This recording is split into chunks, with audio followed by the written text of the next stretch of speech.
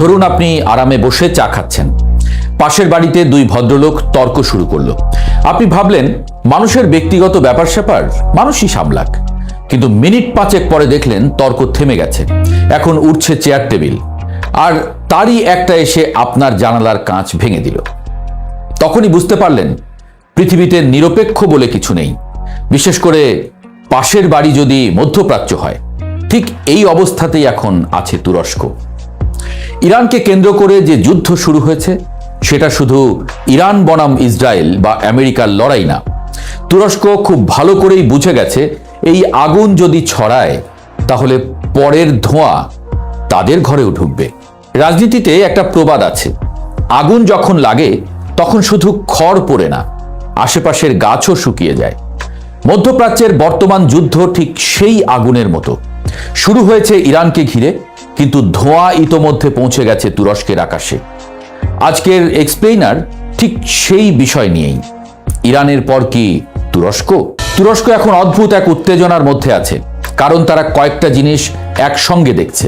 প্রথমত, ইরানের বিরুদ্ধে সামরিক অভিযান শুধু সীমিত হামলা হিসেবে থাকছে না, ধীরে ধীরে এটা বড় আঞ্চলিক সংঘাতে রূপ নিচ্ছে। আর সবচেয়ে ভয়ঙ্কর ঘটনা, সম্প্রতি একটি ইরানি ব্যালিস্টিক ক্ষেপণাস্ত্র তুরস্কের আকাশসীমায় ঢুকে পড়ে। ন্যাটোর প্রতিরক্ষা ব্যবস্থা সেটাকে প্রতিহত করে, মানে যুদ্ধ এখন আর মানচিত্রে নেই, বাস্তবে তুরস্কের দরজায় ঠক ঠক করে কড়া নাড়ছে। 500 কিলোমিটারের বেশি সীমান্ত ইরানের সঙ্গে। পাশের বাড়িতে আগুন লাগলে নিজের ছাদে পানি ঢালতেই হয়।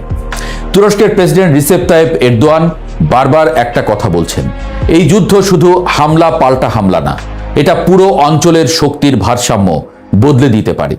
তুরস্কের চিন্তা হলো, যদি ইরানের সরকার দুর্বল হয়ে যায় বা ভেঙে পড়ে তাহলে কি হবে? ইরাক, সিরিয়া, ককেশাস সব জায়গায় নতুন প্রক্সি যুদ্ধ শুরু হবে। মধ্যপ্রাচ্যের ইতিহাস বলছে, বাইরে থেকে সরকার বদলাতে গেলে শান্তি আসে না, বরং নতুন সমস্যা জন্ম নেয়। যেমন একটা পুরনো কথা আছে, পুরনো বাঁধ ভাঙলে নদী শুধু পথ বদলায় না, গ্রামও ভাসিয়ে দেয়। তাই তুরস্ক মনে করছে ইরান ভেঙে পড়লে সেই বন্যা পুরো অঞ্চলে ছড়িয়ে পড়বে। আঙ্কারার সবচেয়ে বড় দুশ্চিন্তা হলো বিদ্রোহী গোষ্ঠী কুর্দি। এখানেই আসে সবচেয়ে সংবেদনশীল বিষয়। খবর এসেছে ওয়াশিংটন ইরানের বিরোধী গোষ্ঠীগুলোর সঙ্গে যোগাযোগের সম্ভাবনা নিয়ে আলোচনা করছে। এর মধ্যে কুর্দি গোষ্ঠীর কথাও আছে। এটা শুনেই তুরস্কের মাথায় পুরনো স্মৃতি ফিরে আসে। সিরিয়ায় যখন যুক্তরাষ্ট্র কুর্দি ঘনিষ্ঠ গোষ্ঠীর সঙ্গে কাজ করেছিল, তখন ন্যাটোর দুই মিত্র আমেরিকা আর তুরস্ক প্রায় মুখোমুখি অবস্থানে চলে গিয়েছিল। তুরস্কের কাছে কুর্দিস্তান ওয়ার্কার্স পার্টি শুধু রাজনৈতিক দল না, তুরস্কের জন্য নিরাপত্তা হুমকি। তাই তারা ভয় পাচ্ছে, ইরানকে দুর্বল করতে গিয়ে যদি আবার কুর্দি শক্তি বাড়ানো হয় তাহলে সেটা সরাসরি তুরস্কের ভেতরের স্থিতিশীলতাকে আঘাত করবে, মানে অন্যের যুদ্ধ নিজের ঘরের সমস্যা হয়ে যাবে। তাই এই যুদ্ধ থামানোর প্রচেষ্টা নিয়েছে প্রথমে তুরস্কই। তুরস্ক প্রকাশ্যে ইরানের উপরে হামলার নিন্দা করেছে, শুধু কূটনৈতিক ভাষায় না, বরং কঠোরভাবে। এরদোয়ান সরাসরি বলেছেন এটি আন্তর্জাতিক আইনের লঙ্ঘন। কিন্তু এখানে একটা গুরুত্বপূর্ণ বিষয় আছে, তুরস্ক ইরানকে ভালোবাসে বলে এই অবস্থান নিয়েছে এমনটা না, বরং তারা হিসাব করে দেখেছে ইরান দুর্বল হলে এই অঞ্চলে শক্তির ভারসাম্য ভেঙে যাবে, আর তখন নতুন শক্তির লড়াই শুরু হবে। তুরস্ক মনে করছে ভঙ্গুর ভারসাম্য থাকাই ভালো সম্পূর্ণ ধ্বংসের চেয়ে। আরেকটি বিষয়, যুদ্ধ মানেই পকেটে আগুন, আবার কারো পকেট ভারী। তবে এই যুদ্ধে ক্ষতির তালিকায় আছে তুরস্ক। তুরস্ক বছরে প্রায় 50 বিলিয়ন ঘনমিটার গ্যাস আমদানি করে। জ্বালানির উপর তাদের নির্ভরতা অনেক বেশি। যদি হরমুজ প্রণালী এলাকায় যুদ্ধ বাড়ে, তেল এবং গ্যাসের দাম বাড়বে, আর তার মানে তুরস্কে মূল্যস্ফীতি, বাজার অস্থিরতা, রাজনৈতিক চাপ। অর্থাৎ যুদ্ধ সরাসরি তুরস্কের জনগণের রান্নাঘরে গিয়ে লাগবে। যুদ্ধ কখনো শুধু সীমান্তে হয় না, বাজারেও হয়, সেটা উল্লেখ করেছি। ইসরায়েলের দৃষ্টিতে তুরস্ক এক নতুন প্রতিদ্বন্দ্বী। এখানে গল্পটা আরো ইন্টারেস্টিং। ইসরায়েলের রাজনৈতিক মহলে ধীরে ধীরে একটা ধারণা জোরালো হচ্ছে, ইরানের পর আঞ্চলিক প্রধান প্রতিদ্বন্দ্বী হতে পারে তুরস্ক। ইসরায়েলের সাবেক প্রধানমন্ত্রী নাফতালি বেনেত পর্যন্ত বলেছেন তুরস্ককে উপেক্ষা করা যাবে না, মানে দাবার বোর্ডে নতুন প্রতিপক্ষ হিসেবে আঙ্কারার নাম উঠে এসেছে।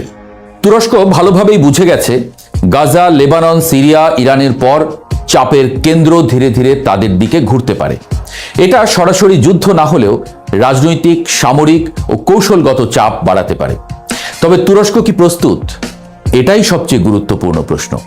তুরস্ক শুধু বক্তব্য দিচ্ছে না, প্রস্তুতিও নিচ্ছে। তারা সীমান্ত নজরদারি জোরদার করেছে, ন্যাটোর প্রতিরক্ষা সমন্বয় সক্রিয় অবস্থানে, পাশাপাশি কূটনৈতিক যোগাযোগ বাড়াতে সচেষ্ট। তুরস্ক বুঝে গেছে যুদ্ধ চাই না বললেই যুদ্ধ থেকে দূরে থাকা যায় না। তাই তারা একই সঙ্গে দুটি কাজই করছে, একদিকে মধ্যস্থতা, অন্যদিকে প্রতিরক্ষা প্রস্তুতি। তাহলে কি সত্যিই তুরস্কে হামলা হতে পারে? বিশেষজ্ঞরা বলছেন এখনই সরাসরি হামলার সম্ভাবনা কম, কিন্তু চাপ বাড়ার সম্ভাবনা খুব বাস্তব। কারণগুলোও স্পষ্ট। আঞ্চলিক শক্তির ভারসাম্য বদলাচ্ছে। এদিকে যুক্তরাষ্ট্র তুরস্ক সম্পর্ক পরীক্ষার মুখে, কুর্দি প্রশ্ন আবার সামনে। এদিকে ইসরায়েল তুরস্ককে কৌশলগত প্রতিদ্বন্দ্বী হিসেবে দেখতে শুরু করেছে, অর্থাৎ যুদ্ধ সরাসরি না এলেও সংঘাতের ছায়া কাছে আসছে। শেষ কথা, আসল খেলা কোথায়? এই পুরো ঘটনাটা বুঝতে একটা সহজ উদাহরণ দিই। ধরুন দাবা খেলায় প্রথমে ছোট গুটি মারা হয়, তারপর বড় গুটিগুলো সামনে আসে। মধ্যপ্রাচ্যের বর্তমান পরিস্থিতিতে ইরান শুধু একটি অধ্যায়, ছোট গুটি, কিন্তু অনেক আগেই চাল শেষ। তাই তুরস্ক ভাবছে পরের চাল কোথায় পড়বে।